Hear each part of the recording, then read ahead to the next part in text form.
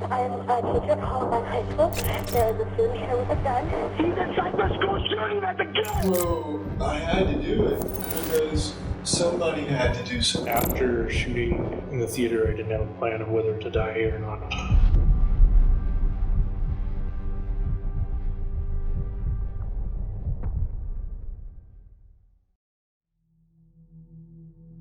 Welcome to our channel, or welcome back if you have been here before. Today's video covers a member-suggested case, the 2007 Jokela school shooting perpetrated by 18-year-old Pekka-Eric Auvinen.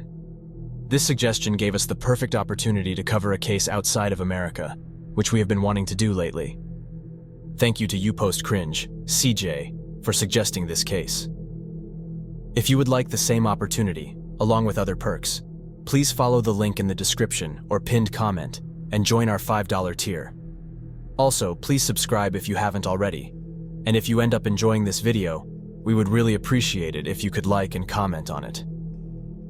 Since this case took place in another country, there are terms that aren't used in the United States, which we will do our best to explain as we understand them. And since the majority of our viewers are American, we will use more familiar terms when convenient. We also just wanted to mention that a lovely Reddit user from Finland was kind enough to help us with translations, pronunciations, and also just answered a lot of our general questions about the country and their customs in order to make this video more accurate. She even has her own true crime blog, which we will link to in the description. It is in Finnish, but if anyone wants to take a look, it's able to be translated, so please go on over there. We did still have to use built-in website translations here and there, so please keep that in mind. We tried to get everything verified as well as we could. Also, most of the quotes were in Finnish, so we obviously had to use the English translations, which might vary depending on who exactly was translating them. With all of that out of the way, let's jump right into the video. Today's video focuses on a shooting that occurred in Finland, a country we have yet to cover a case from. Finland is known for many things, including its absolutely gorgeous and serene nature, their love of saunas, the breathtaking northern lights, and maybe most impressive, its position as the happiest country in the world for several years in a row now. Despite this, like any other location on the globe, Finland isn't exempt from tragedy. It is worth noting that this attack was only the second school shooting to happen in Finland, with the first being in January of 1989, almost 20 years prior to the case I will be sharing with you in this video. The story we are looking at today begins on June 4th, 1989, when a little boy named Pekka-Eric Auvinen was born into this world. After his birth, Pekka's parents had another son, making him an older brother. Originally, the family lived in Finland's capital city, Helsinki, but eventually opted to move to a quieter area, perhaps a better fit for raising young children. The four members of the family seemed to live a normal and happy life after moving to Jokela, which is one of the three main administrative centers in the municipality of Tuusula, and is a little under an hour north of Helsinki. There were never any major conflicts reported in the family, and his parents seemed to be very supportive of their children, often getting involved in any activities the kids were interested in. Their home was said to have been warm and loving. There was also never any evidence found of substance abuse within the home, so by all accounts, their family seemed to be very stable and just normal all around. Both of Pekka's parents, Ismo and Jokela, were musicians, so naturally, music was a big point of interest within the family, and they all enjoyed it. Pekka would even go on to make his own music, which I'll play a clip of now.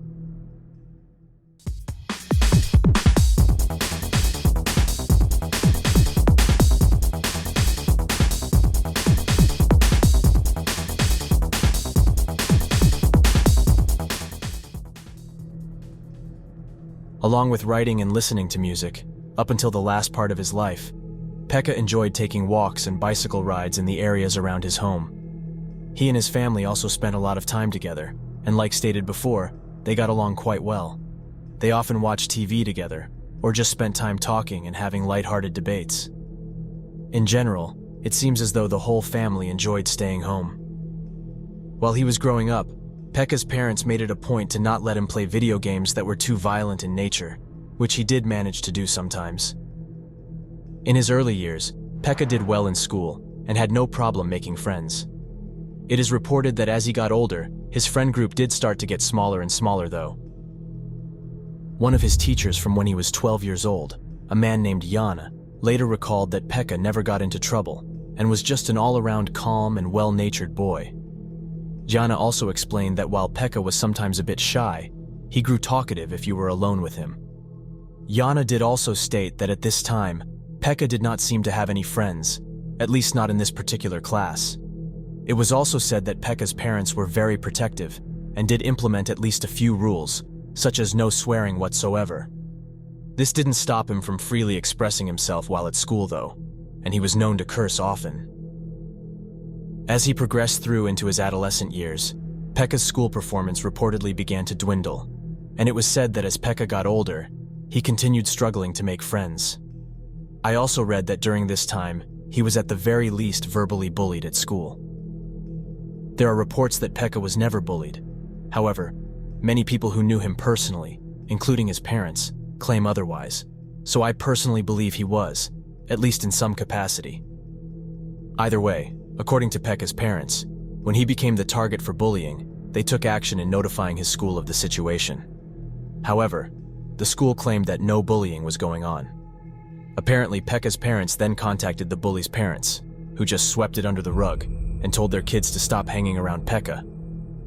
Because of his parents' actions, a classmate of his later stated that students would tease Pekka, saying that he was a mama's boy and that he would run to his parents crying anytime something happened to him at school. In the end, seemingly no action was taken by the school to stop the bullying. In 2002, Pekka did answer yes to questions on an official form asking if he was bullied, but as far as I could tell, this information simply went unnoticed once again. When he was 14 years old, according to another one of his teachers, a man named Kim, Pekka already began exhibiting an interest in certain political beliefs. The teacher said, quote, "I haven't often met a person so politically dedicated to an ideology at the age of 14, unquote. Kim did eventually ask Pekka about this interest, as he had apparently been shifting to different ideas, such as from communism to National Socialism. Pekka explained to his teacher that he didn't side with one or the other, that he was just generally interested in different ideologies as a whole and enjoyed studying them. Along with openly expressing his interest to others, Pekka was said to have carried around books centered around communism and would read them around other students. He also spoke a lot about social Darwinism, which is a theory centered around natural selection and survival of the fittest. Kim also later stated that while speaking about North Korea in class, Pekka's opinion on the country's structure concerned him. Apparently, Pekka believed that dictatorship was a good thing and wasn't willing to back down from his opinion in the discussion. According to Kim, Pekka was never able to admit if he was wrong on something. His classmates clearly found this opinion of his, among many others, to be strange, which undoubtedly only pushed him further into being an outcast in the school. It is said that Pekka was a pretty short guy. He wore unusual clothing, such as a long trench coat. He sometimes carried a briefcase and was unable to control when he blushed, so some say that this made him the perfect target for negative and rude remarks. He also suffered from loneliness and anxiety the older he got, which clearly didn't help the situation. His parents are adamant that he was picked on, with them later stating, quote, "They attacked him and threw him across the halls and things like that. Both physical and mental assault. They called him names. And once they shot Pekka with a BB gun when he was on his way home and pointed a laser pen at his eyes. They wrote things on the blackboard and then the whole class would laugh. In the end, he didn't have a single friend. No one would even go outside with him or play video games. It was sad. Those years in lower secondary school were very hard. For a few years he had no friends at all. During holidays he would ask, 'Mom, why don't I have any friends?' Unquote. According to his parents, they did their best to help him find ways to connect with other kids his age, in hopes that he would be able to befriend at least one person. They suggested going out and participating in commonly enjoyed activities by kids his age. Despite their recommendations, Pekka apparently declined, expressing that he was uninterested in doing any of these things. One of his classmates, Auvinen, did agree that he was teased in school, stating, quote, "Pekka was a bit ridiculed by my friends as well, and I admit I did ease along with it. But it was such a small-scale thing, everyone made remarks to Pekka. I didn't intervene, as I didn't know him in any way, unquote. She also said that students would call him the briefcase man, the communist, or the Nazi when he was passing by. Another one of his fellow classmates later came out to shut down the idea that Pekka was never bullied. She said, quote, I knew people who bullied Pekka, who went on all different talk shows talking about how they had been Pekka's friends, and that there was no bullying, and that something just snapped in Pekka's head. The truth is that they were absolutely horrible to him, and are now lying. They didn't only call him names, they had tried to humiliate him at parties. Sometimes they were friendly to Pekka, but later they just excluded him, and were not his friends, unquote. From all of these accounts, I think we can reasonably assume that Pekka did endure bullying at school, in one way or another. I think it is clear that he had a rough experience, though it is unclear to me if this lasted up until the shooting. Some sources claim that it was during his middle school years that the worst bullying took place, and as he progressed into high school, the teasing slowed down or stopped altogether. His former teacher, Kim, claimed that he only witnessed one fight in his 12 years teaching at the school, which signaled to him that the school was generally pretty peaceful. He said, quote, so, if there was bullying, you'd hear about it, but you didn't exactly see it happen. So either the students who did it were very artful and sneaky, or there was not as much of it as was suggested, unquote. Kim does explain, though, that he did hear Pekka was harmlessly teased over his radical beliefs, and claims that it was a normal thing for boys Pekka's age. Of course, bullying doesn't only happen in a physical sense, and it's entirely possible that Kim just never heard about any other form of bullying that Pekka was suffering from. Though it is reported that he had no friends in high school, there are some people that contest this, stating that he did in fact have friends. Take this with a grain of salt, though, because they could have just assumed this was the case, especially if other students were pretending to be his friends at times. It is reported that when Pekka was 16 years old, he sought medical care through his school, thought to have been because he was struggling with his mental health, such as anxiety, and a previously diagnosed panic disorder. As a result of this, the school doctor prescribed him an SSRI, which stands for selective serotonin reuptake inhibitor. They are usually used to treat depression and anxiety, but they do have other uses. He reportedly began taking small doses of the medication in April of 2006. Pekka initially improved, but as time went on, the medication seemed to have less and less of an effect on him. Sometime between December of 2006 and January of 2007, Pekka's parents were concerned enough to want him to be referred to a psychiatric clinic in order for him to receive therapy along with his medication. There was a decent wait time, and his condition and symptoms were apparently not seen as serious, so their request to have him referred was denied. Medical professionals instead recommended him to take a higher dose of his medication in hopes of improvement. Though this was a letdown for his parents, they later went on to say that he never expressed that he wanted to hurt himself or others, so they decided that just increasing the amount of their support was all they could do at the time. They also felt as though the fact that the medical professionals weren't worried about his condition meant maybe it wasn't as bad as they thought it could be, which gave them a little bit of relief. During his time in secondary school, equivalent to high school in America, Pekka's problematic interests really began taking shape. He reportedly became captivated with many school shootings, mainly from the United States, and also developed a strong interest in extremist ideologies and politics. It was said that he even idolized horrific events such as the Virginia Tech shooting that took place in the United States in April of 2007. Pekka also reportedly wrote somewhere about the anniversary of the Columbine shooting on April 20th, and added that the fact that the two perpetrators' propane bombs didn't go off disappointed him greatly. According to the official report on this case, Pekka soon began to think of violence as an acceptable method to improve things in the world. This idea would fester within him, and eventually grow to motivate him to take extreme action on those he saw unfit to live in his world with him. I'm getting a little ahead of myself, so let's just back up a bit. Pekka maintained many online accounts in his later teens, including a YouTube channel, with the username being NaturalSelector89. Here's the introduction video that he created for his channel. Hello everyone, this is me, NaturalSelector89, talking to you, friends and haters and everyone else. I got this idea of making an introduction video to my channel, since I already have over 130 videos and not an introduction video yet, so I guess it's good time to make one.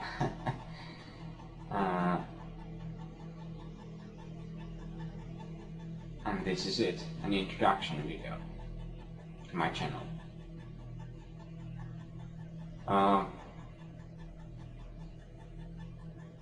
I guess I have not much to say right now, but I will make more talking videos in the future.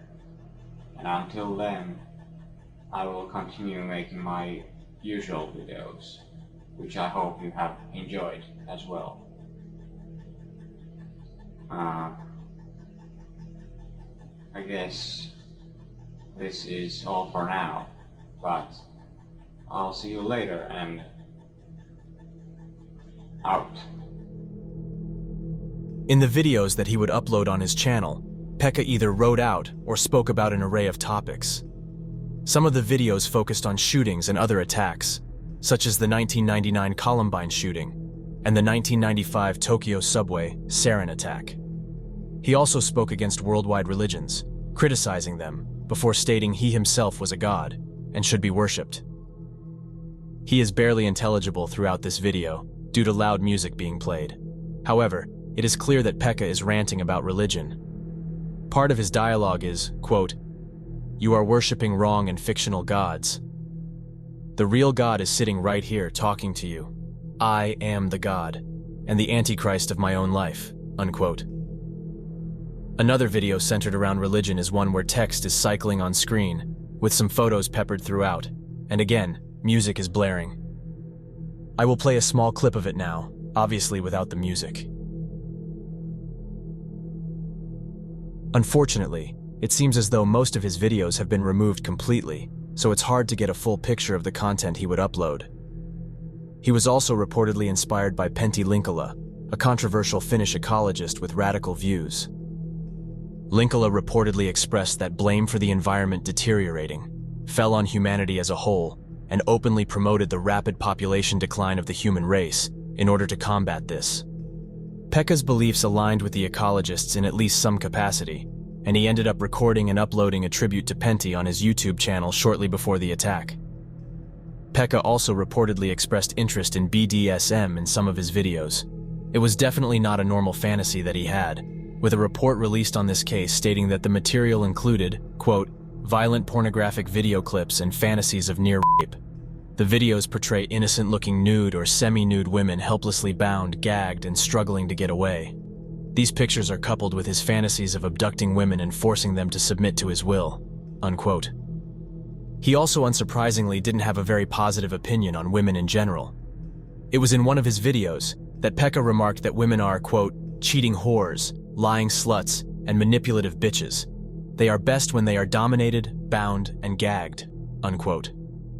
I also read that some of his content revolved around Nazis and Hitler himself. However, I am unsure exactly what his intentions for these videos were, though I think we can assume it was nothing good. In March of 2007, it seems as though Pekka began to plan an impending attack that he would eventually carry out on the school he attended. According to the report, it was around this time that Pekka, quote, wrote an entry in his diary in which he said he was going to initiate an operation against humanity with the purpose of killing as many people as possible and causing havoc and mayhem around him. He wrote that he would be armed and ready to carry out the operation by autumn at the latest. Later, in March 2007, he wrote that he would probably die himself in carrying out the operation. He wrote that it was his wish that his deed would be remembered forever and that it would make a lasting impact on the world. He also believed other people would follow in his footsteps, unquote. In another diary entry, Pekka wrote, quote, "How marvelous my attack on humanity will be. People are dying, some in panic and others running away, some are maimed, smoke coming out of the building, the fire is spreading," unquote. This is direct foreshadowing to what he would go on to do. Another entry reads, quote, "I want this to be remembered forever. Maybe I'll even have a follower. After all, "I am a super person, almost God," unquote. I am unsure exactly when he wrote about this, but there are reports that Pekka had a few locations picked to enact his attack out on initially, with one being a shopping center and another being on the Finnish parliament. He apparently ultimately decided on targeting his school because he thought this would garner more public attention and a bigger media frenzy. It's very possible that he also wanted to replicate many of the shootings he was seemingly obsessed with from America. This debate on where to target shows that despite him most likely being bullied at school, it was not the reason for his upcoming violent assault. In fact, Pekka himself later writes, quote, "Although I choose the school as target, my motives for the attack are political and much, much deeper, and therefore, I don't want this to be called only as school shooting," unquote. It was about 2 months later, in May of 2007, that Pekka began to write his manifesto, but he didn't end up uploading it until November of that same year, which I'll talk about in just a little bit. At one point, he informed his parents that he wanted to pursue recreational shooting as a hobby. At first, his parents were apprehensive about letting him get into it, but ultimately thought it might be a good way to get him to open up and come out of his shell, as they noticed that he had been starting to isolate himself as of recently. After turning 18 in June, Pekka initially visited a shooting range sometime in August of 2007, and ended up joining the Helsinki Shooting Club at the end of the month, on August 31st, 2007. As far as I gathered, Pekka only attended a single hour-long session. Like stated just a moment ago, around this time, Pekka's parents started to notice him spending more time in his room, mainly passing time on his computer. His mother also reportedly observed that along with his increased isolation, he began to avoid normal social situations, such as applying for a job. I'm assuming that due to his age, his parents stopped restricting what games that he could play, because it is reported that he began to play a lot of war and shooting games. One of these particular titles was a game focused on the assassination of US President John F. Kennedy. These weren't the only kinds of games he was interested in, though, as I also read he liked to play Civilization Builders, among other non-violent games. Along with playing video games, Pekka stopped going outside as much, and instead spent a lot of time on online forums, mainly focused on discussing school shootings, with the Columbine shooting being the main event he would talk about with others. Around this time, Pekka began to act out of character in real life.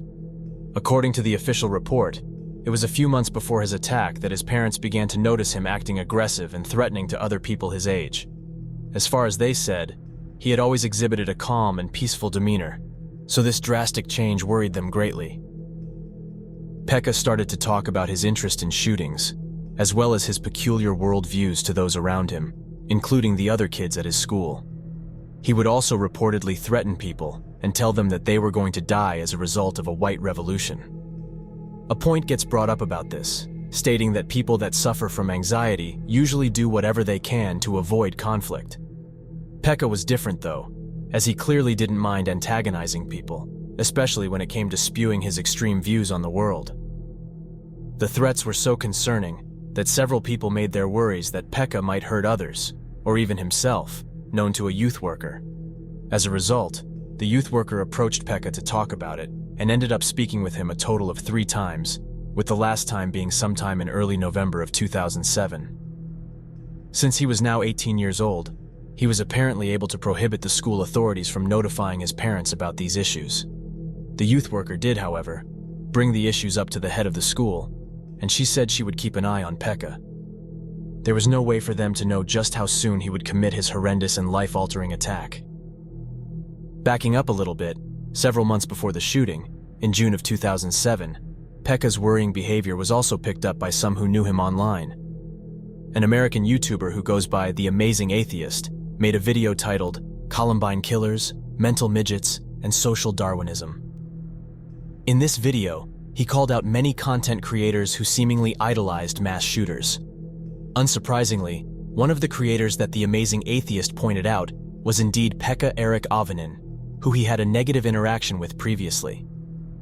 While speaking about these various creators, The Amazing Atheist said, quote, "I hope that they get a lot of attention. I'm not the kind of person who would report these profiles to the FBI or to a law enforcement agency. And I don't think most of them should be. But there are a few that would probably warrant some sort of investigation. And, I'm not the kind of person who would report them. But if you are, by all means do so. Because some of these people facing the authorities about their beliefs on these matters would be just fine by me." Unquote. Later in the video, he stated, quote, "When someone starts talking about how they admire Eric and Dylan, you have to wonder if they might not be potential dangers, and I think they should be investigated as potential dangers. Not go to jail, of course, not be charged with anything, but I think that those people are the kind of people you want to be keeping your eye on. We are always talking about warning signs, and could we have seen it coming? Well, you know what? If you want to talk about warning signs, there they are. Those are your fucking warning signs. Investigate those fucking people." Unquote. Unfortunately, despite this video, an investigation was never conducted in connection to Pekka. According to the official report, it was in the summer of 2007 that Pekka met and began dating a German girl online, whose username was Tana Schiel. She also participated in the internet discussions about shootings and attacks, which is where I believe the two met. A few messages shared between the two have been made public. Tana wrote, "Hi, my dear. I'm just dropping by your channel to tell you how amazing you are and how much I truly love you." Pekka replied with, "I love you too, my dear, and your beautiful channel. You are the most amazing person I have ever met, and you mean very much to me. You are like a goddess to me." She wrote, "You are everything to me. I love you so much, and you make me happier than I could describe." He wrote back, "I love you so much too. Hard to describe with words, this feeling of mine." Their relationship was pretty short-lived, and soon turned sour when Tana began talking to another man, who also had extreme views. Pekka wrote to her, "You are with Steve? You are his girlfriend? He won your heart? I have seen how you send messages to each other. You know why I have pains and why my heart and mind is hurt and broken. Because you are still the woman I love. I never had these emotions towards anyone in my sad and boring life. You made me free. You freed me from my prison of emotional apathy. But all this is killing me, from inside." Tana sent him a message saying, "Natural selector, I will always like you. I mean, you are and were my best friend, even before started something else. That's not going to change." To which he replied, "Okay, well good." Pekka asked her, "So Steve is not your..." Tana just responded with, "Natural selector." He wrote to her again, "So it is just slowing down, and we can actually meet someday?" She replied, "I don't know, we'll see." At this point in time, Pekka had been taking his medication very irregularly for a while now, despite his parents' best actions to support him in improving his mental health. It was during the autumn of 2007 that he finally made the decision that he no longer wanted to take the medication whatsoever. His teachers also noticed a change in him during autumn of that year, with one later saying that Pekka started skipping his classes. In October, Pekka took a large step in his planned attack, and that was to obtain the license he would need to buy the firearm that he would use to cause as much harm as humanly possible. Pekka turned 18 years old in 2007, which at this time was the legal age to buy a handgun in Finland. But it also meant he was eligible for the country's mandatory military service. When Pekka had his medical evaluation, he was given the fitness classification of E due to his weak mental health, which resulted in a deferment of 3 years. According to reports, Pekka did not bring his depression up during the evaluation, so it is unclear why he was ultimately deferred. It took a few tries for Pekka to get his hands on a weapon, despite him not having a criminal record.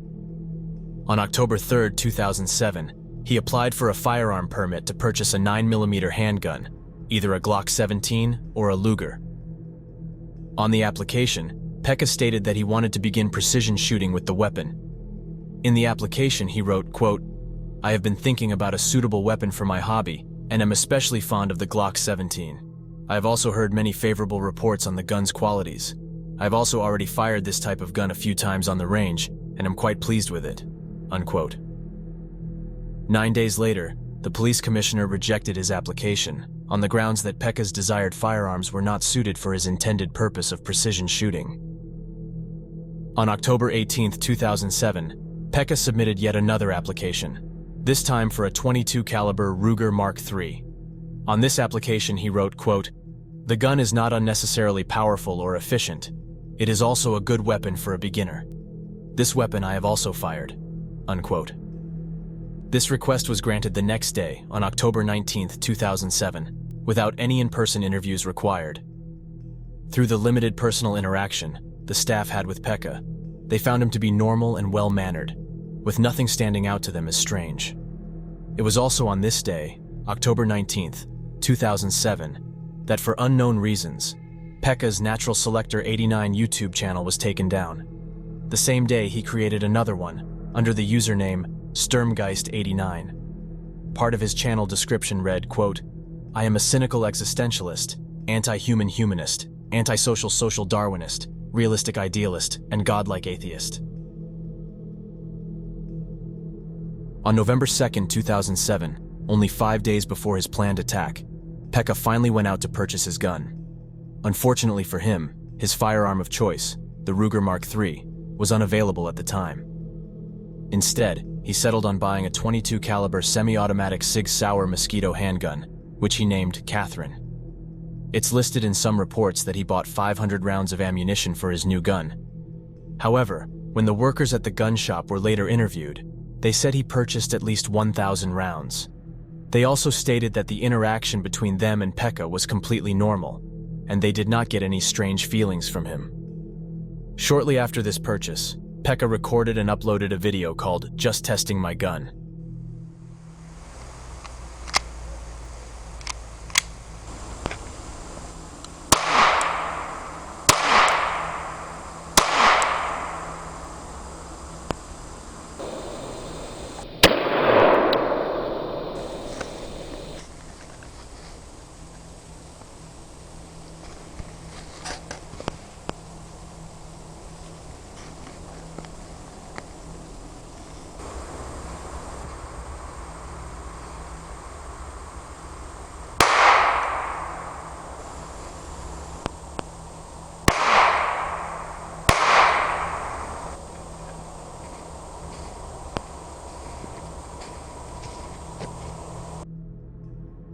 He also uploaded a video titled "Me and Catherine."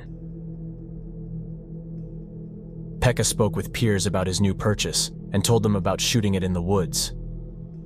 According to reports, Pekka's parents were completely unaware that he had purchased and was now in possession of a firearm. Pekka's now ex-girlfriend, Tana, reached out to him saying, "Congrats on the gun." He was obviously not interested in being amicable because he wrote, "You only care about your fingernails, rich and spoiled little girl. Have a happy life together, weak-minded, worthless bitch, and super-duper mega super hyper super Aryan man. Sieg Heil to your hilarious relationship. I'm sure it lasts long like her every other relationships in the past. Laugh out loud. And now which are on. Laugh out loud." Tana's current boyfriend, who went by Aryan Revolutionary 8, got involved and wrote to Pekka, "Get off her channel, you little cockmonger.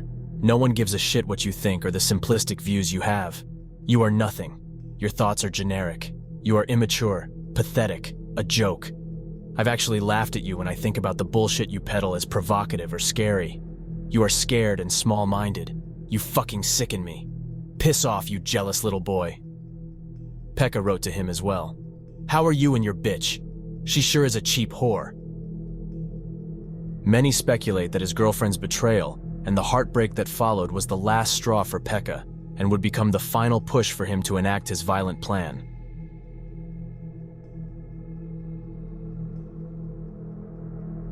Only a few days before he would go on to commit his attack, Pekka was still heavily participating in online discussions surrounding the Columbine shooting. He also posted an edited montage video of the shooting, along with a photo of his gun to the site. It is reported that he engaged in a few very long conversations with one user in particular, a girl named Vala, for 2 nights before his upcoming attack. Apparently, he told her that he was going to school while armed, but wouldn't divulge any more details when asked. According to her, he said something like, "I'm thinking about doing it," but didn't mention anything about a school shooting in particular. Vala said, quote, "I was trying to ask him more details about it, to see if he was serious. I was asking, 'When are you going to do it?' And he replied with, 'Well, yesterday I thought I was going to do it today, and today I think I'm going to do it tomorrow.'" First, I thought that he wasn't really serious about it, and I started asking him, like, what's your plan? Do you have any plan? And he said that his goal is to kill 1 to 5 people if he is lucky, and even more if he's really lucky. Then he said that he was going to set the principal's office on fire, and at that point, when he said about setting it on fire, I kind of thought that he wasn't serious. He was just like, talking, because it seems so absurd to set your principal's office on fire, unquote. Vala went on to say that she really didn't think that Pekka was being serious about anything he was talking about. She also said that the next day when they spoke, he seemed different, almost nervous. She spoke about that conversation, saying, quote, he ended it with, I need to go think, good night. And that was the last time I talked to him, unquote. The night before the shooting, on November 6th, Pekka created at least 5 text documents. One of these files was a goodbye letter to his family, which stated among other things that he wanted to make the world a better place to live in by committing his quickly approaching attack. From this point on, I will be referring to Pekka as Auvinen. The next morning, which was now November 7th, 2007, Auvinen did not make it to school on time. Instead, he stayed home and posted his last video to YouTube, titled Jokela High School Massacre, November 7th, 2007. The video showed his school building, which he was about to massacre, before switching to a few red photos of him, aiming his gun at the camera, while a song by KMFDM called Stray Bullet was playing in the background. Auvinen also took this time to send a few messages to his ex-girlfriend, as well as the amazing atheist, apologizing for their past grievances. In response to his apology, Tana wrote, if you want me to accept your apology, then do it correctly. You said that shit publicly. Be a man and apologize publicly. I unblocked you, but I can't take your fucking mood swings anymore. If you go off like that again, that's it. Auvinen wrote back, I am actually sorry for everything, and also sorry that I have been behaving as lame as I did yesterday. I realize it was actually not a very good idea. He then wrote a very concerning message that said, I guess it is time to say goodbye now. I have my destiny to fulfill. I'm serious. I'm quite sure I won't be talking with you or anybody else anymore since I'm probably dead when you read this. Auvinen then made a post to the website dedicated to school shootings, stating that history would be made that day. He also uploaded the manifesto that I mentioned him creating before, along with a few other documents, which I will go over now. The manifesto, headed by How Did Natural Selection Turn into Idiocratic Selection, is a few pages long, so I won't include absolutely all of it, but I will include a pretty good chunk of it. I will also link the full thing in the description, so you can read it all if you'd like. Keep in mind, Auvinen is Finnish, so some of the text's English grammar is off, but it should still be understandable. The manifesto starts off with, quote, today the process of natural selection is totally misguided. It has reversed. Human race has been devolving very long time for now. Retarded and stupid weak-minded people are reproducing more and faster than the intelligent, strong-minded people. Laws protect the retarded majority which selects the leaders of society. Modern human race has not only betrayed its ancestors, but the future generations too. Homo sapiens. Ha! It is more like a Homo idioticus to me. When I look at people I see every day in society, school, and everywhere, I can't say I belong to the same race as the lousy, miserable, arrogant, selfish human race. No, I have evolved one step above, unquote. A little further he wrote, quote, humans are just a species among other animals, and world does not exist only for humans. Death and killing is not a tragedy. It happens in nature all the time between all species. Not all human lives are important or worth saving. Only superior, intelligent, self-aware, strong-minded individuals should survive while inferior, stupid, weak-minded masses should perish. There is also another solution to the problem. Stupid people as slaves and intelligent people as free. What I mean is that they who have free minds are capable of intelligent existential and philosophical thinking and know what justice is, should be free and rulers. And the robotic masses, they can be slaves since they do not mind it now either, and because their minds are on so retarded level. The gangsters that now rule societies would of course get what they deserve. Of course there is a final solution too. Death of entire human race. It would solve every problem of humanity. The faster human race is wiped out from this planet, the better. No one should be left alive. I have no mercy for the scum of Earth, the pathetic human race." Unquote. In another section titled Collective De-Individualization, Totalitarianism and Delusions of Democracy, Auvinen goes on about how the majority of people in the world are weak-minded and cannot think for themselves, being unknowingly or sometimes knowingly enslaved by religion, ideology, corporations, etc.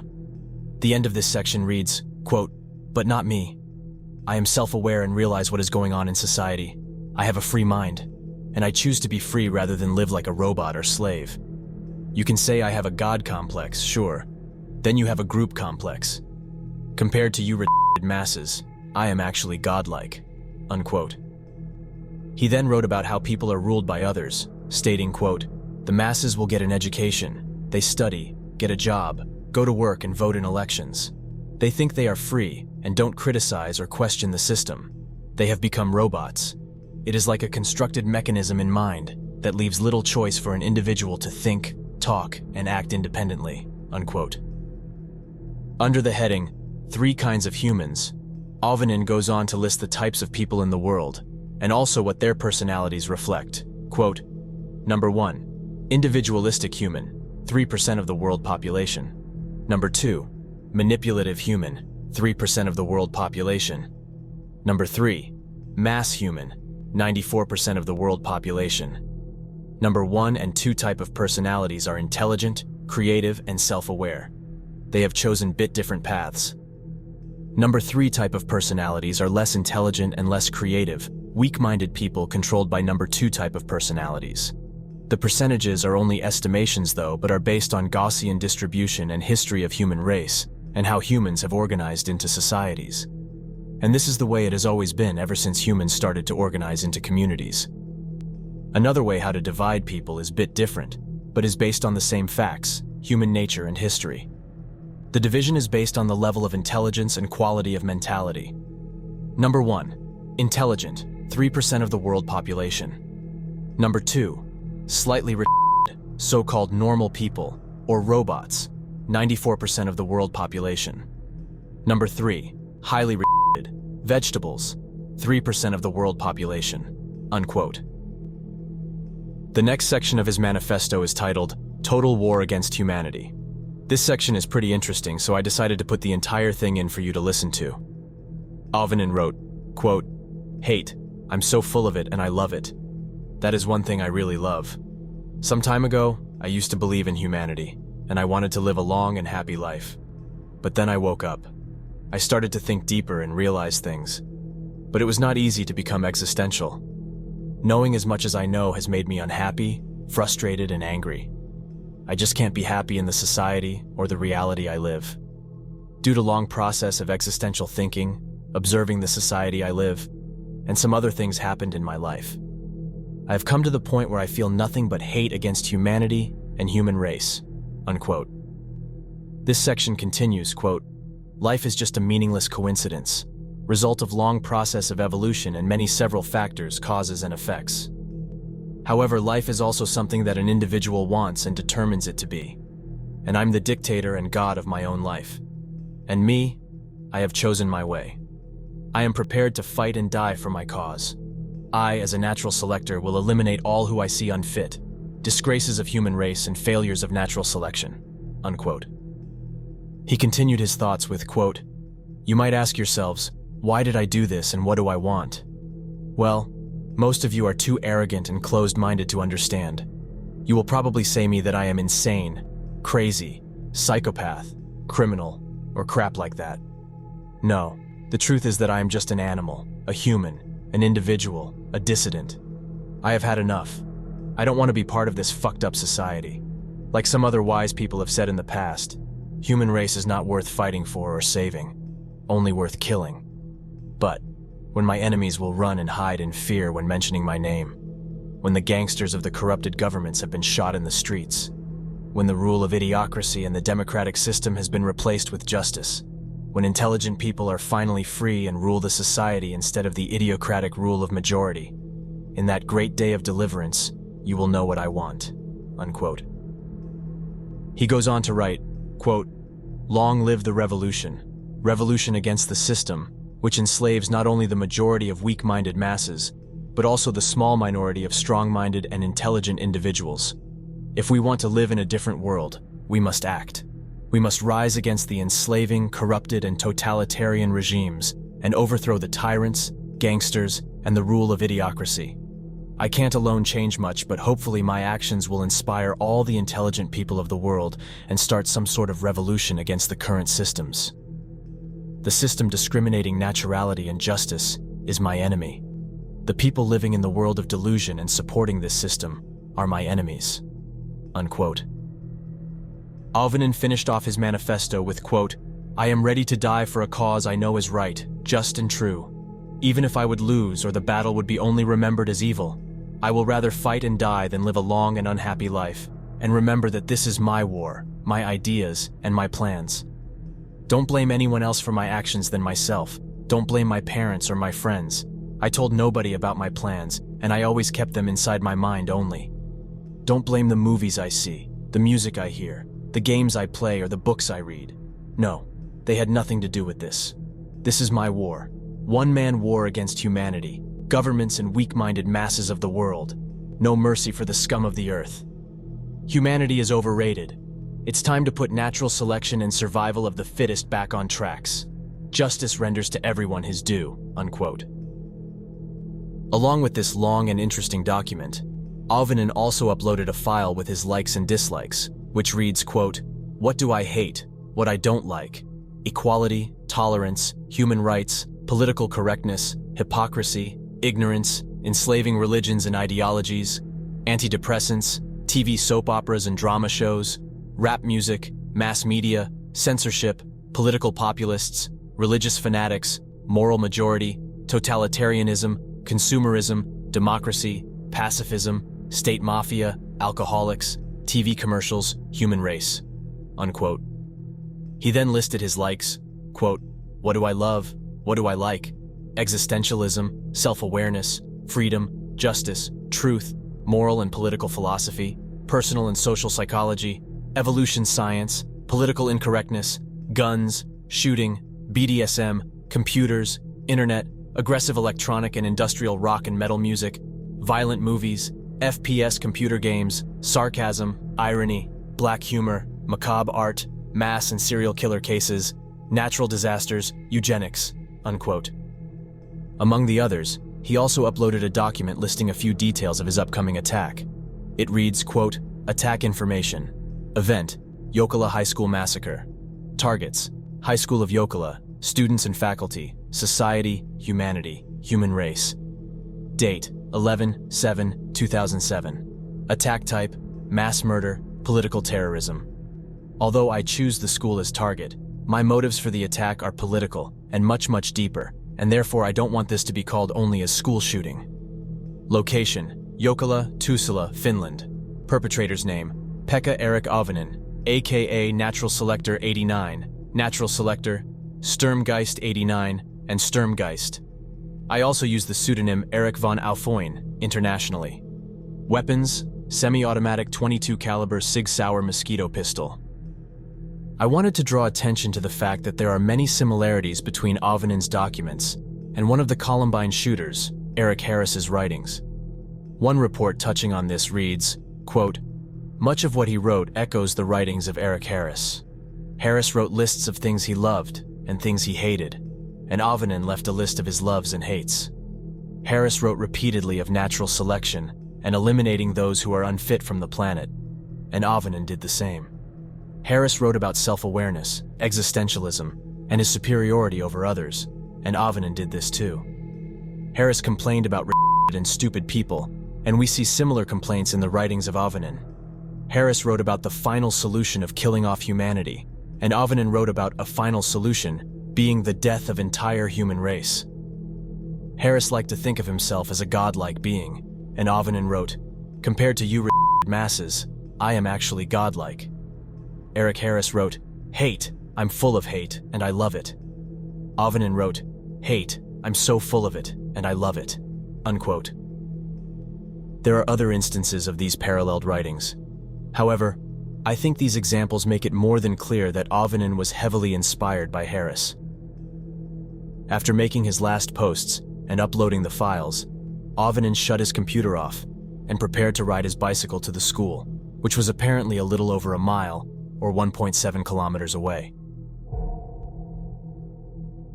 The official reports state that Auvinen arrived on campus at 11:37 a.m., armed with his .22 caliber Sig Sauer Mosquito, before entering the building through a door connected to the basement. At this time, classes were underway, and some students were eating lunch in the canteen, similar to a cafeteria, directly above where Auvinen had just made entry to the school. About 5 minutes after he arrived, Auvinen made his first contact with someone in the school, a 16-year-old student named Ville Heinonen. While he was making his way down a ground floor corridor, he and Ville met, and at 11:42 a.m., Auvinen shot him. After this, he left Ville bleeding on the ground and made his way to the bathrooms nearby. At this same time, several students had happened upon Ville. They had actually heard the gunshots. However, they didn't know what it was and didn't connect this bleeding body lying on the ground to the noise. According to them, they had simply thought that Ville had somehow hit his head, was bleeding from this wound, and was unconscious as a result. The call to the Emergency Response Center, or the ERC, to notify them about Ville's injury would be the first call from the scene to be placed. From reports, it seems as though it was in the middle of this phone call that Auvinen aimed his pistol from the bathroom doorway and opened fire once again, hitting another two students, Hanna Kinnunen and Mikko Hiltunen, bringing the casualty count up to 3. Right then, the school's nurse, Sirkka Karaka, was rushing to the scene, possibly to help Ville. Upon her arrival, she quickly realized that there was a shooter nearby and yelled for the remaining students to get out of the building.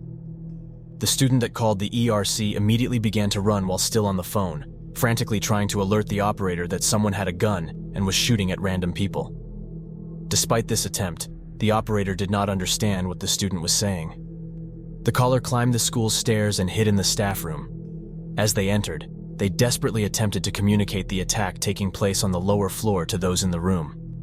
One staff member, the education welfare officer, took the phone from the student and resumed the call to emergency services, and it was finally understood by the operator that there was a gunman involved in this incident. Since the initial report to the emergency service operator was that the first injured student had fallen, they originally sent just 2 ambulances to the scene. After getting more information and learning that a gun was involved, the operator swiftly alerted the authorities of the violent attack taking place inside the Jokela High School.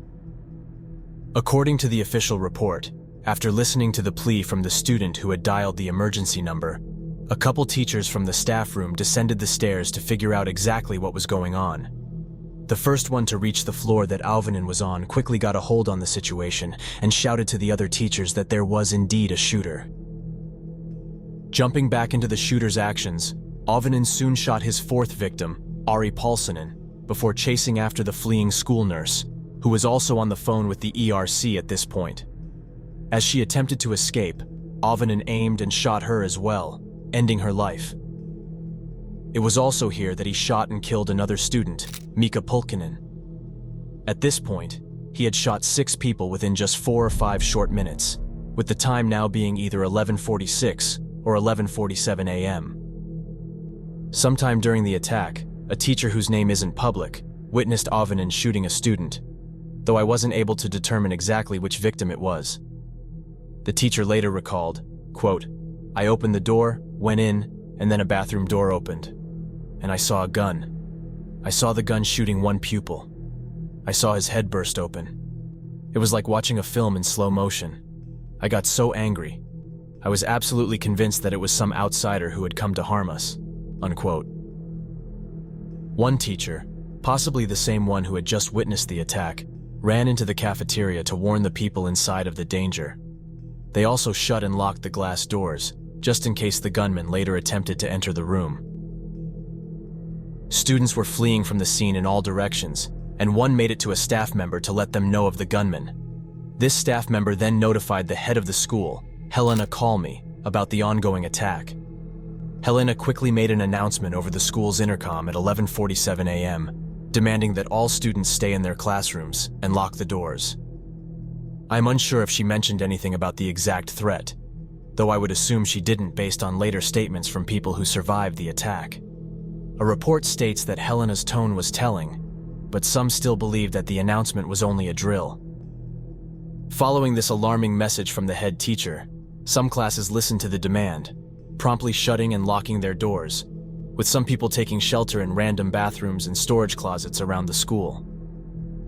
Like I said, some people chalked this announcement up to it being a drill, so they unfortunately did not take drastic measures to protect themselves. Upon hearing this warning come over the speakers, Auvinen began to shoot randomly through the ground floor corridors while shouting, quote, "I'll kill all of you," unquote. It was at this time that a mother of one of the students happened to enter the building and came face to face with Auvinen. Despite him seemingly targeting anyone in sight up until this point, he surprisingly did not shoot her. Instead, he went on his way and eventually attempted to enter one of the classrooms on the ground floor. Reportedly unable to get inside, he shot 3 times into the door, and one bullet ended up hitting a student in the room's foot. Instead of remaining holed up in their classrooms, some students and teachers shattered the windows to escape the violent attack. Auvinen then climbed up 2 floors, where he happened upon a pair of students named Joni and Salmeli, who were waiting for their class to begin while sitting on a bench in a corridor. The 2 boys were chatting and had previously heard the announcement come over the speakers, though as we will soon learn, they didn't think anything of it. After slowly approaching the 2 boys, Auvinen aimed his pistol once again and shot at the pair, who then immediately began their attempted escape. Unfortunately, one of the students, Salmeli Nurmi, was fatally shot, while his friend did thankfully end up getting away.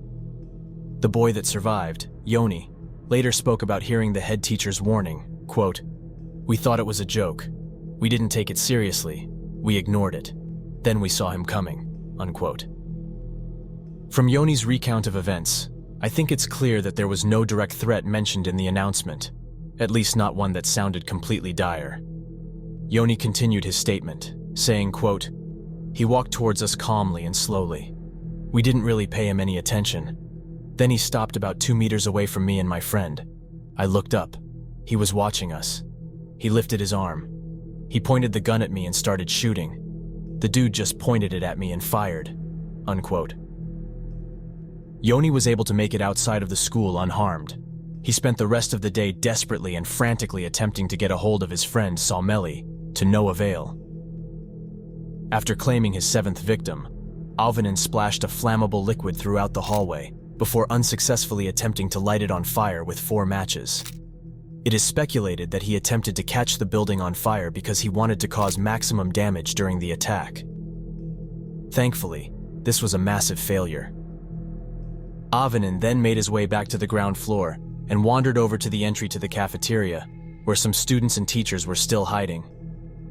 Luckily, like stated before, they had already locked the glass doors. This didn't stop Auvinen from trying to get in, though.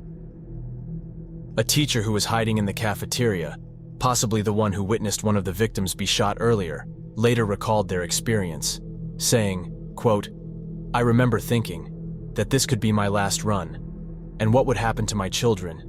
They were 10 years old. I can't get out of here." And then I turned around.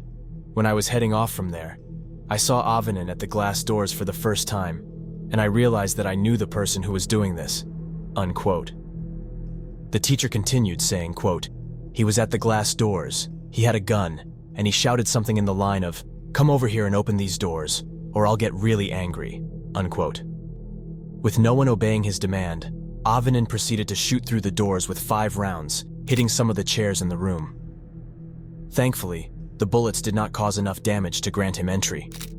The people hiding within the cafeteria were able to flee into the kitchens to safety. It was about 11:54 at this time, a little over 10 minutes after the first victim was shot. At an unspecified time in the shooting, Auvinen's former teacher Kim came into contact with him. He said, quote, "I saw him at the end of the corridor.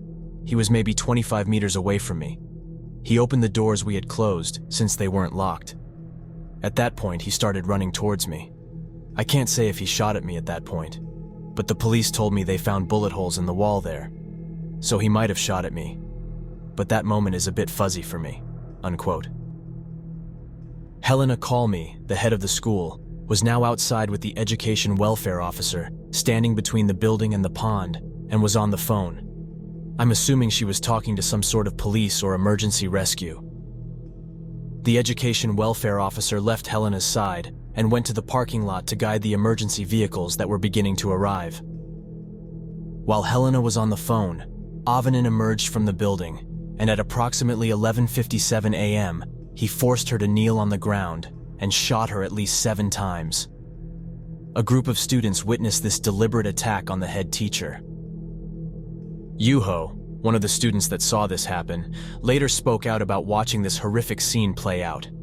He said, quote, "It started when I happened to look out the window and saw our headmistress walking outside. She looked nervous. I saw Pekka approaching the headmistress. Pekka made her go down on her knees. Pekka was holding a gun. He had the gun against the back of her neck. Then he shot her there." Unquote. Auvinen then turned around and made his way back into the building, ascending up to the next floor, before unsuccessfully attempting to enter the staff room.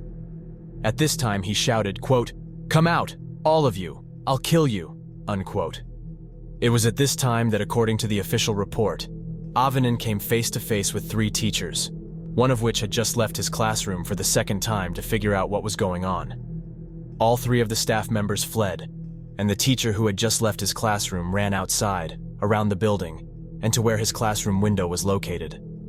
From there, he yelled and waved his hands, desperately attempting to warn his students, who were still in the classroom, that they needed to escape. They finally understood his messages, and some of the teenagers ran out into the hallway. It was here that they also met the gunman, who then chased them down the corridor into another classroom. Once inside, Auvinen aimed his pistol at the group of students who were now hiding. A student named Maria, who was in this room, later spoke out about her experience. She stated, quote, "We opened the door. At the end of the hallway, Pekka-Eric Auvinen stood there.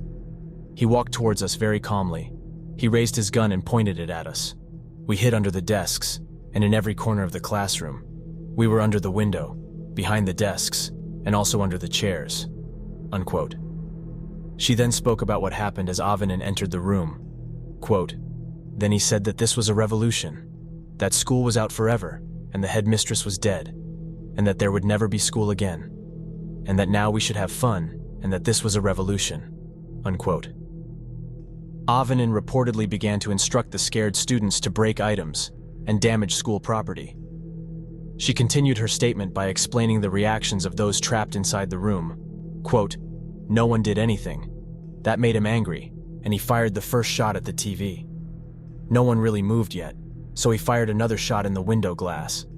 Because there were girls under the window, the glass fell on the girls. Then, one of the boys took one of the desks and knocked it over like, 'Okay, let's knock over desks and tables.' He seemed to be glad about it. He said something like, 'Good job,' and left." Unquote. Maria then went on to explain that Auvinen seemed to be calm, collected, and completely sure of his actions. Thankfully, no students in this classroom were seriously harmed, and they were able to make their escape after Auvinen left the room. The time was now a few minutes past noon, and police along with emergency services were actively swarming the property. The scene was described in the report as total chaos upon their arrival. At least 100 terrified and fleeing students ran towards them, desperate for rescue. Police began to help other students evacuate the building, breaking windows when necessary. It is estimated that they helped rescue 150 to 200 people from the school. Auvinen, still inside, perched himself near a window, where he attempted to shoot at the first responders as they approached the building, but the single bullet he fired did not penetrate the glass due to the angle. Auvinen then got into position near the school's main entrance, and at 12:04 p.m., he fired 2 shots at police who were apparently attempting to give him orders. Auvinen soon gave up on this and quickly made his way to the bathrooms next to the cafeteria on the ground floor. Once there, he raised the pistol up to his own head and fired. A total of 75 rounds were discharged in and around the school, and 8 lives were lost, not including the shooters. Sadly, some of the victims stayed alive and suffered for a time before eventually passing away. 13 other people were injured, mainly during their escape from the attack, in one way or another. If you remember, there was also one student that suffered a gunshot wound to the foot. Eventually, the authorities entered the school building and began clearing it. When police first discovered Auvinen at 1:54 p.m., lying in a pool of his own blood in the bathroom, he was actually still alive. He was promptly rushed to a hospital in Helsinki, where, despite the effort to save his life, Auvinen would eventually succumb to his self-inflicted head wound later that night. On the scene, police continued to clear the school and the grounds, eventually locating all 8 victims. All of the students still holed up in the school were evacuated by 3:17 p.m., about 3.5 hours after the first victim was shot. Shortly after the attack took place, one of Auvinen's friends contacted his father, Ismo, and asked if Auvinen or his gun were at home. It was at this moment that Ismo asked himself, "What gun?" As stated before, according to his parents, they were completely unaware that he owned a firearm up until that point. Ismo instantly began to search Auvinen's room, and he did end up finding the receipt for the gun in a desk drawer. Sitting on the top of his desk was the last note that Auvinen left for his family, which I was unfortunately unable to find the entire contents of. Many sources state that it began with, quote, "By the time you're reading this, I'm probably already dead," unquote. The same day that the shooting occurred, before Auvinen passed away, the Amazing Atheist uploaded another video about the shooter, this one titled, "I Knew This Would Happen." He begins the video with, quote, "Today, I am vindicated, but I don't feel good about it. You can probably tell that I am not happy about my vindication, because it was something that I warned you would happen, something that I told you to be mindful of, and you didn't. You weren't mindful of it. You criticized me for it. Many of you said that I was being a bully, that I was picking on people. Well, one of those poor little picked-on morons decided that he was going to go to school and shoot up his class, and he killed 8 people, including his principal," unquote. The Amazing Atheist spends the rest of the video talking about the shooting, the message that he received from Auvinen before the attack, and his previous rocky relationship with the shooter, among other smaller details pertaining to the case. The Amazing Atheist ends the video with, quote, "I think really after his girlfriend left him, I think he fucking lost it, and he just decided he was gonna live out his little testosterone fantasy. The really sad thing is that he felt bad for even arguing with me. I mean, he felt bad about our arguments, so that shows you that he can look back upon his actions with regret.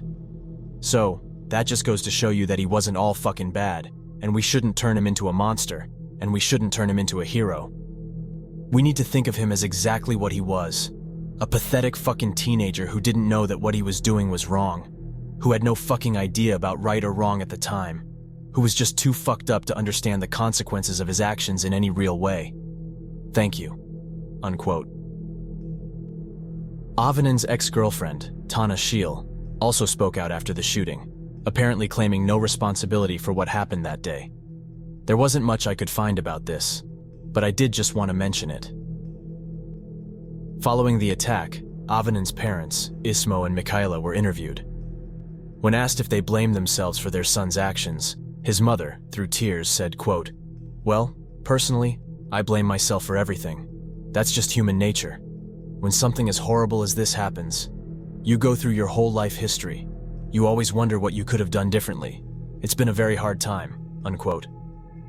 His father answered, quote, "I haven't really given guilt any room myself. I've had so much other stuff on my mind. We were in the center of happenings that morning, and I kind of still feel like that every day," unquote. His mother also later stated, quote, "I asked myself so many times, why couldn't Pekka just spare the others and only take his own life?" unquote. Despite upholding the fact that they never got a sense that Auvinen was growing violent, his parents did later state that he had slightly changed in the time leading up to the attack. He began to act a bit standoffish and started to neglect doing his chores around the house. Of course, neither of those personality changes could have led his parents to believe he was about to go on a murderous rampage, but it does show that they also noticed a change in him. The employees at the shop where Auvinen purchased his gun stated that following the attack, they got a lot of blame from the entire country. They even apparently received threatening letters. Vala, the girl that spoke a lot with Auvinen in the days leading up to the attack, later said, quote, At least in the beginning, I always thought that it was something I could have done. I failed to act accordingly. But the longer I spent thinking about it, and the longer time that has passed since the incident, the more I realized that I don't think I could have done anything. I mean, of course it's possible that we would have fallen madly in love, and the world would have been such a wonderful place afterwards. But things obviously don't happen that way. I mean, I did have a crush on him. It was the morning of November 7th that I remember I was writing in my journal before the class started, and I wrote down that Pekka is the kind of person that I could see myself in a relationship with, unquote. She also said, quote, "Everyone was saying you could not have done anything, but I was thinking, how the hell would you know?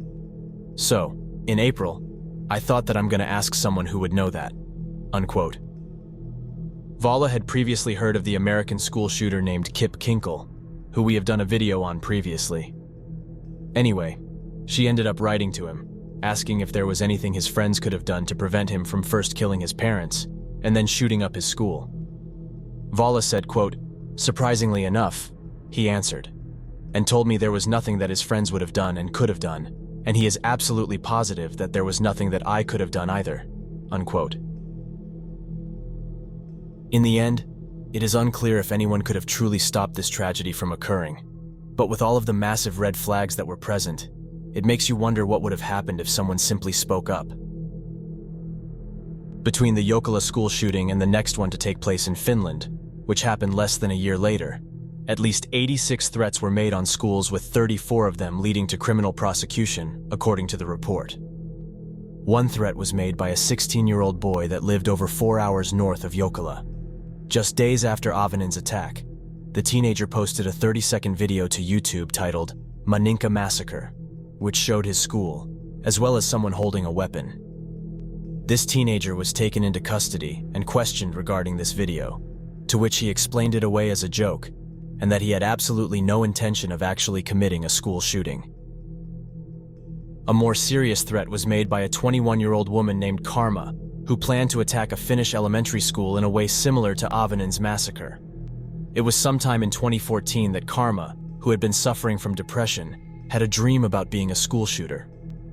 When she woke up, she said that her depression was seemingly gone, and that is why she began looking into school shootings, which is how she learned about the Jokela massacre.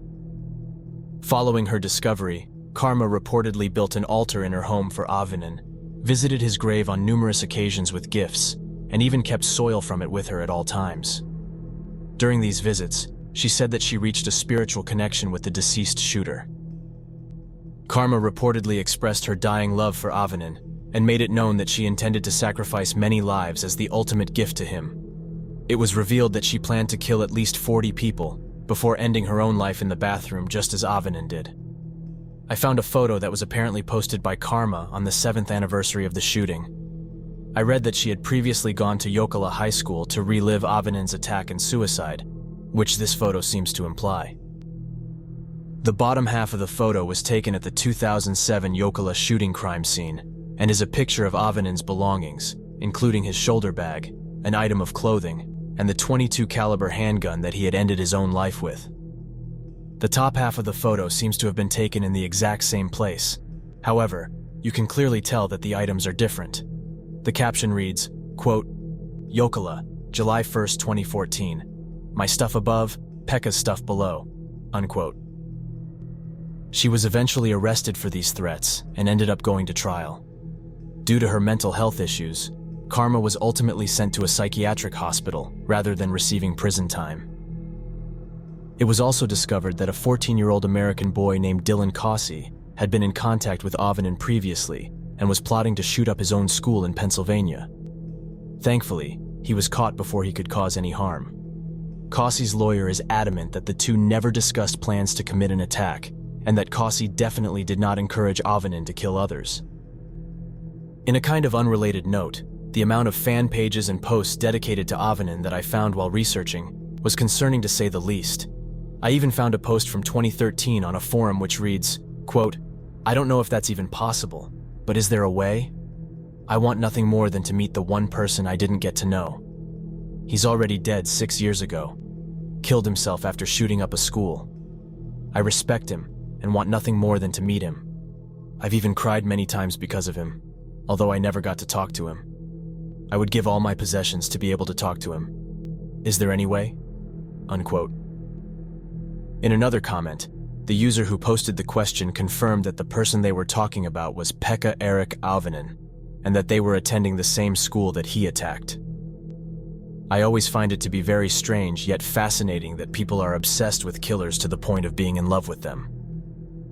Anyway, let's move on to the effects this case had on the gun laws in Finland. According to Reuters.com, the age to apply for a gun license was raised from 18 to 20 years old. As of 2010, all firearms license applicants are now required to undergo an aptitude test as well. Another change made is that a person seeking a firearms permit must attend at least 2 years of documented hobby shooting and receive a certificate from the instructor. According to the lovely person who helped me out with translations and pronunciations, Finnish people are generally pretty private, so it's not surprising that there wasn't much information at all to find on the victims. Cases where I can't really share much about those that lost their lives are always the saddest to me.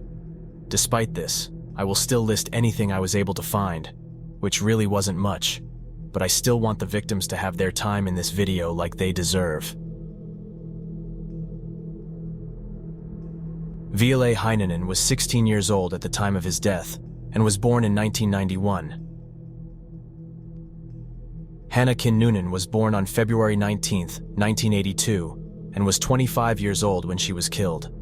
She was a mother to 2 young children, who were 3 and 5 years old at the time of the shooting. 17-year-old Mikko Hiltunen was born on February 7, 1990. Ari Paulsonen was born on June 2, 1989, making him 18 years old when his life was taken. Sirkka Karaka was 43 years old when she was killed, born in 1964. She was the school nurse. 17-year-old Mika Pulkkinen was born in 1990. Saumeli Nurmi was born on October 27, 1990, and was 17 years old at the time of his death. Helena Kalmi was 61 years old when she was killed, being born on March 3, 1946. She was the head of the school. With that, we reach the end of this very sad case. Thank you so much for listening to the end of this member-suggested video. Let me know what your thoughts and feelings are regarding this one. If you would like me to cover another shooting from Finland, such as the one that occurred less than a year after this one, resulting in 10 deaths, not including the shooter, please let me know in the comments below. Thank you so much to our members for supporting the channel further. It is truly appreciated. If you want the chance to suggest a case that I cover every month, please consider joining my membership by hitting the join button below. Alternatively, you can click the link in the description or pinned comment. Again, thank you all for sticking around. I'm looking forward to reading your comments. Until next time, have a great day and stay safe.